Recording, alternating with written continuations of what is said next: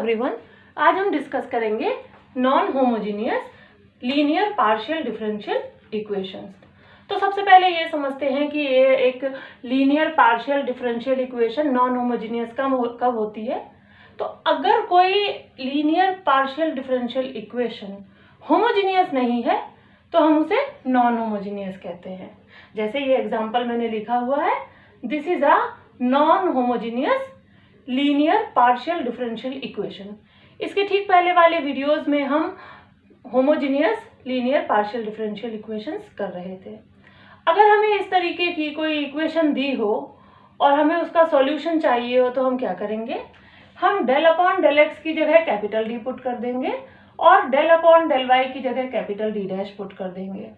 तो जो इक्वेशन हमें दी होगी वो कुछ इस तरीके से हो जाएगी, जहां पर इसे हम कहते हैं ऑक्सिलरी इक्वेशन और ये हो जाता है राइट हैंड साइड। जब हम लेफ्ट हैंड साइड सॉल्व करेंगे तो हमें मिलेगा कॉम्प्लीमेंट्री फंक्शन, और जब हम राइट हैंड साइड सॉल्व करेंगे तो हमें मिलेगा पर्टिकुलर इंटीग्रल। इन दोनों को ऐड करने पर हमें इसका जनरल सॉल्यूशन मिल जाएगा।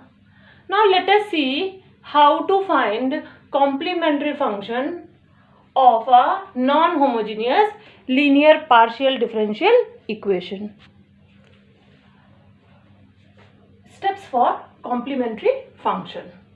In this, we first of all write auxiliary equation by substituting del upon del x is equal to capital D and del upon del y is equal to capital D dash, and we assume that RHS is equal to 0.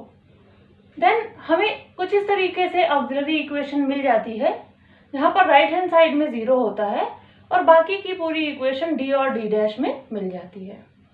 अब हम क्या करेंगे, हम ये जो f d D dash is equal to 0 दिया हुआ है इसको फैक्टराइज करेंगे। अगर हमें जो फैक्टर हैं कुछ इस तरीके से मिलते हैं, d minus m one d dash minus a one and d minus m two d dash minus a two, तो कॉम्प्लीमेंट्री फंक्शन हो जाएगा e to the power a1x phi 1 y plus m1x and plus e to the power a2x phi 2 y plus m2x। अगर ये जो factors हमें दो मिले हैं जहाँ पे मैंने m1 m2 और a1 a2 लिया है, ये दो की जगह मुझे एक ही फैक्टर मिले कुछ इस तरीके से, d minus m1 d dash minus a1 whole square is equal to 0। अब आप देख सकते हैं यहाँ m1 रिपीट हो रहा है, a1 भी रिपीट हो रहा है क्योंकि factor itself is repeating factor.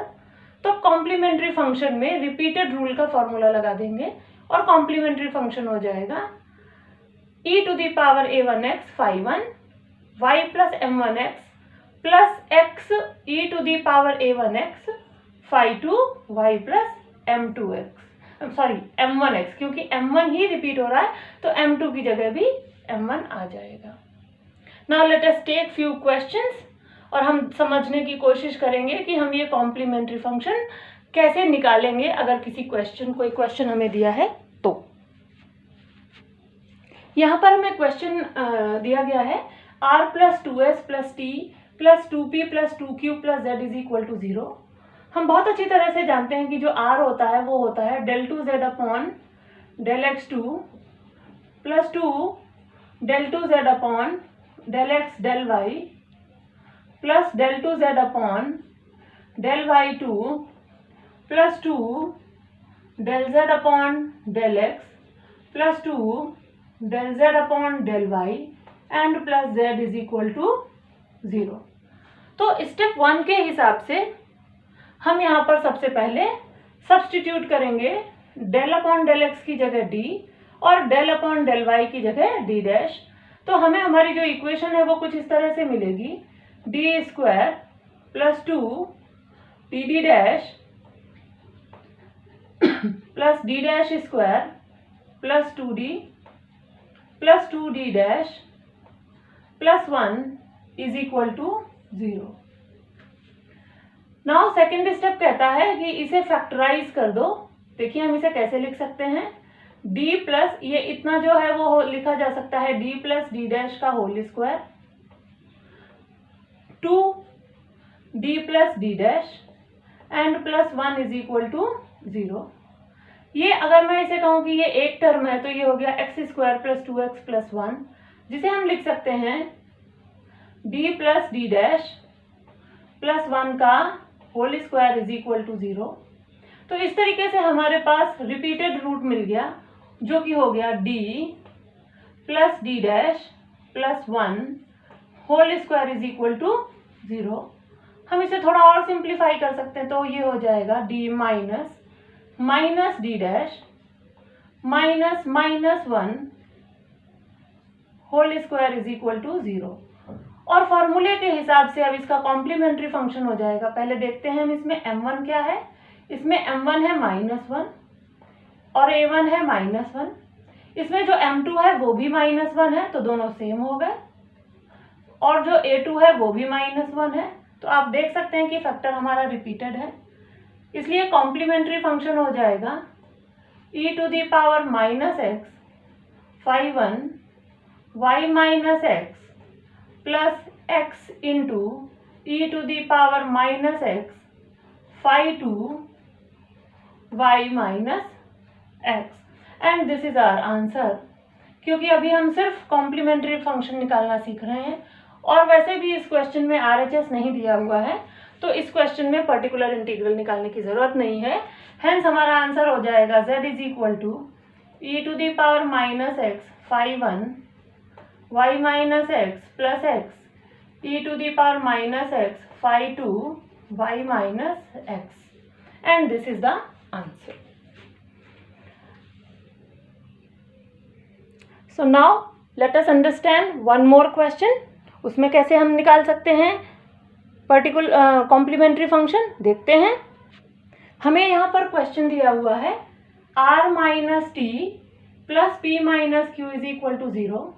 हम बहुत अच्छी तरह से जानते हैं कि r होता है del2z/del x2 माइनस t होता है del2z/del y2 plus del z/del x minus del z/del y = 0।